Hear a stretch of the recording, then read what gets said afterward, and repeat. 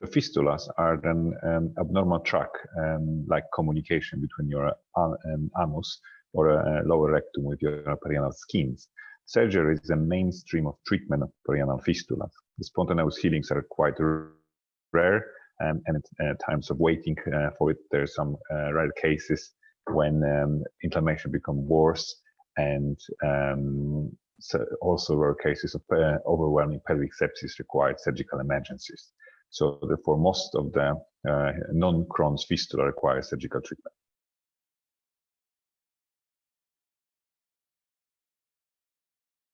There are multiple procedures used to treat anal fistulas. In fact, there is no one procedure we can apply to treat all the fistulas. The choice of the procedure depends on the types of fistula, the location, and also on complexity of fistula, whether this is a simple or complex fistula. The procedure used to treat the fistulas contains some simple fistulectomy, when the sphincter muscle is cut through, fistulectomy with marsupialization of the edges of the fistula, when the surgeons cut through the fistula and stitch the edges of the fistula towards the bottom of it. Seton, when a piece of rubber band is placed through the fistula to drain the sepsis and cut the muscle slowly.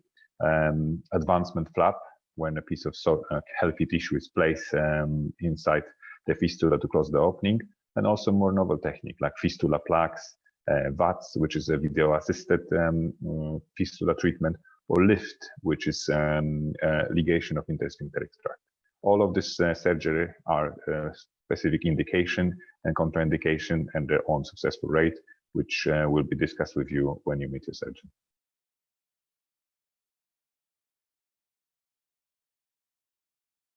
These procedures are very safe. They usually carry on as a day basis. So the main common complication or side effect of this procedure could be fecal incontinence or incontinence of flatus. There could be some perianal pain, which can be easily managed with painkillers, and also a little bit of bleeding.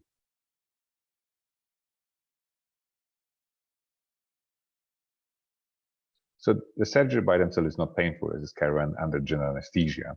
Obviously, in a postoperative period of time, depends on extent of surgery and patient kind of pain threshold. There could be some postoperative pain. Usually, we manage it with non-steroid anti-inflammatory medication like ibuprofen, diclofenac, or in extended cases, some narcotic painkillers like Oromol. So in the recovery period after operation, you might experience a little bit of discomfort around the wound, which is easily treated with painkillers. Also, we advise patients to come back to the normal activities as soon as they are able to do that. They should avoid lifting and heavy exercise for 2 weeks. And also, we advise patients to stay on high fiber diet and drink plenty of fluid and try to avoid constipation. In case of constipation, patient might take laxative to keep the bowel movement soft.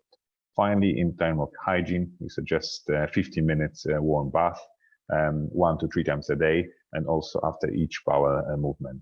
Also, after each bowel movement, instead of using toilet paper, the cotton moist pad is advocated.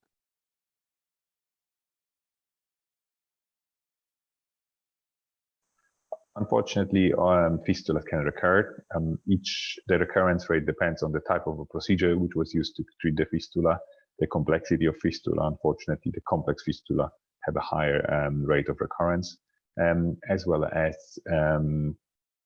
general patient factor and cause of the fistula.